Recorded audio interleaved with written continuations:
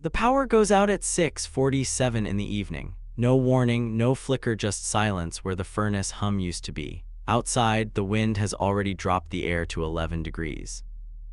Inside, nothing looks different. The lamps are dark, but the room still feels the way it did 5 minutes ago. That's the part almost nobody accounts for. A house doesn't announce when it starts dying. It just quietly begins giving away what it spent all day storing. Somewhere in that house, a woman in her early 70s checks her phone for a signal, decides the outage is probably short, and sits back down in her favorite chair. She's not wrong to wait. She's wrong about how much time waiting actually costs her. Before this video ends, you'll know which parts of a home lose heat first, why the room that feels safest is often the one working against you, and where the real danger line sits not on the thermostat, but on the clock nobody's watching. After roughly 40 hours spent cross-referencing HVAC engineering data, cold weather research from the National Institute on Aging, and emergency planning guidance from utility and disaster response agencies, one pattern kept surfacing. The homes that turn dangerous fastest aren't the coldest looking ones, they're the ones that felt fine the longest. This isn't a list of tips. It's a countdown, 5 points of failure, ranked by how much they're underestimated, each one hiding a flaw most people never notice until it's already working against them. Point 5. The house was never actually warm, it was borrowing heat. The advantage. A well-heated home feels like a fortress. Warm floors, warm air, warm furniture, it all seems permanent. The hidden flaw, it isn't permanent, it's stored. While a furnace runs, heat accumulates in the walls, the floors, the furniture, even the air itself. The house behaves like a battery holding a charge.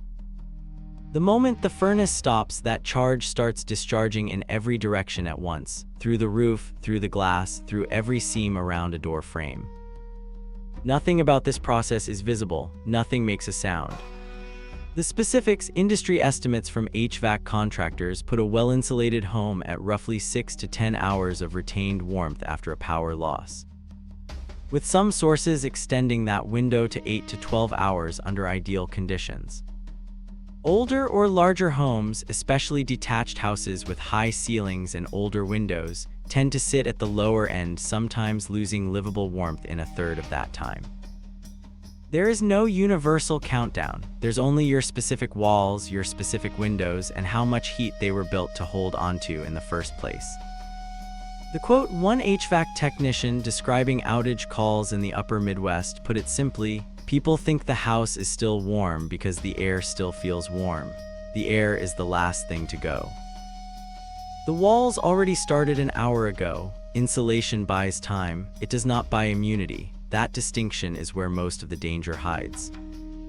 Point 4. Your thermostat is not telling you the truth about your body. The advantage. A thermostat gives a clean number. 68 degrees feels like a fact you can trust. The hidden flaw, your body doesn't respond to the number on the wall, it responds to what it's touching. Sit near a window that's been losing heat for 2 hours, and your body radiates warmth toward that cold glass regardless of what the thermostat claims. Rest your feet on a floor above an unheated basement, and heat leaves through your soles even while the air temperature reads acceptable. The thermostat measures a room. It does not measure the surfaces inside that room quietly pulling warmth out of you. The specifics, according to cold weather health guidance published by state health departments and reinforced by NIH research on older adults. Indoor temperatures between 60 and 65 degrees Fahrenheit can be enough to trigger hypothermia in older adults, not freezing, not even close to freezing. 65 degrees is a temperature most people would call a little chilly. For someone over 60, sustained exposure at that level is already inside the danger zone. Because aging bodies produce less internal heat and lose the ability to sense the drop as urgently as they once did. The quote, a cold weather safety officer working with elderly outreach programs described it this way: by the time someone tells us they finally felt cold, they'd already been cold for hours.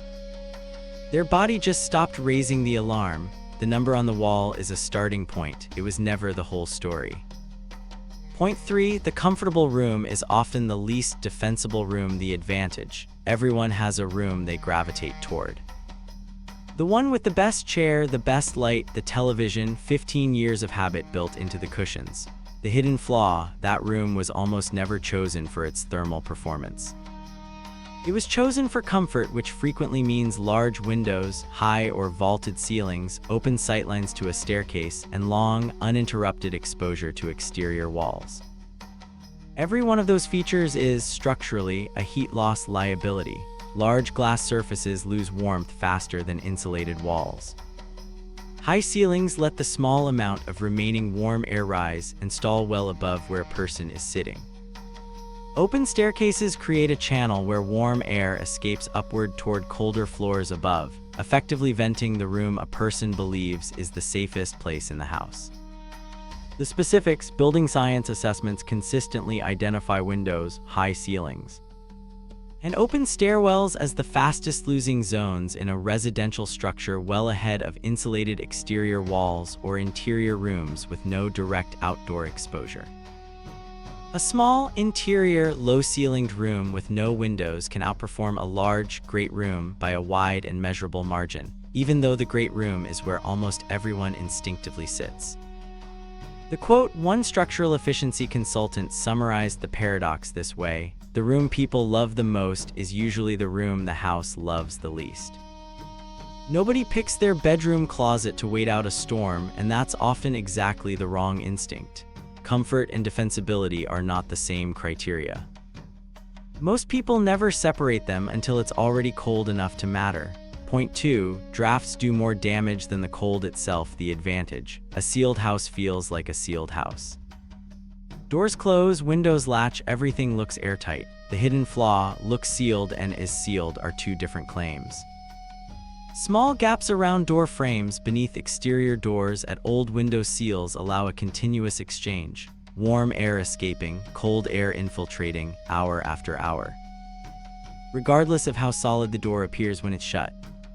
This isn't a single dramatic heat loss. It's a slow, compounding leak that outpaces almost anyone's mental model of how sealed their home really is. The specifics: emergency preparedness guidance from utility companies and disaster response organizations consistently ranks draft sealing towels or blankets at door bases, closing off unused rooms, shutting interior doors to concentrate heat in a single space as one of the single highest impact actions available during an outage. The logic is blunt: it costs nothing, takes minutes, and directly targets the mechanism doing the most invisible damage. The quote, a winter storm preparedness volunteer, put it plainly: we don't tell people to worry about the walls, we tell them to worry about the gaps. The walls are doing their job. It's the 2 inches under the door that isn't. Every home has these gaps. The only variable is whether anyone deals with them before the cold has hours to work through them.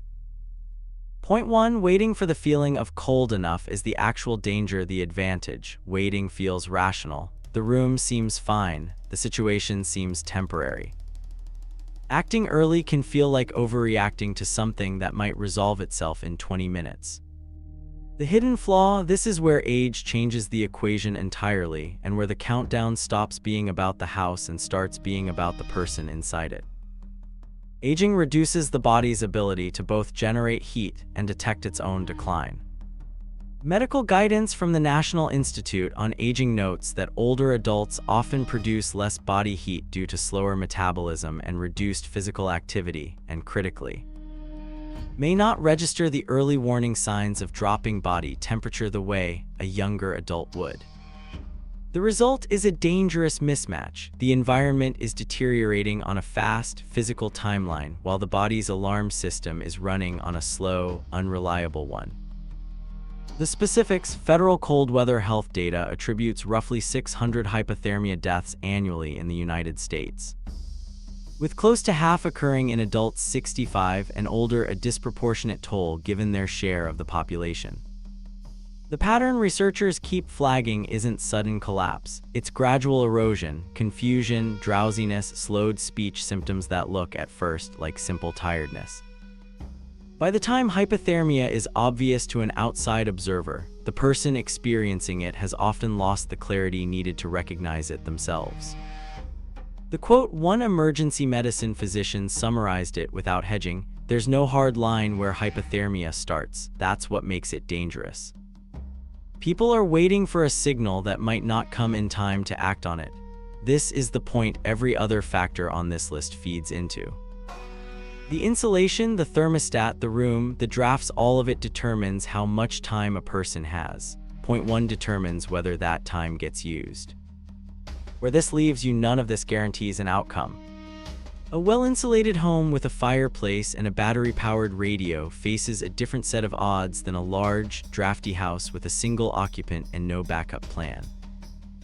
Nobody can tell you the exact hour your specific living room crosses from manageable into urgent. That number depends on your walls, your windows, your body, and how closely you're paying attention to all three at once.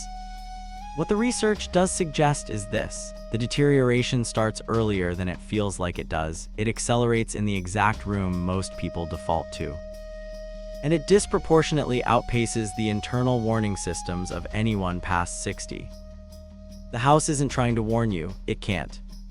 The only variable left is whether you decide to check the thermostat, the room you're sitting in, the person you know who lives alone, before the number on the wall stops being a comfortable one. Somewhere tonight, in a house that still feels warm, someone is deciding that it's probably fine to wait a little longer. The odds on that decision aren't something a video can calculate for you. There's something only your own house and your own body are actually keeping track of.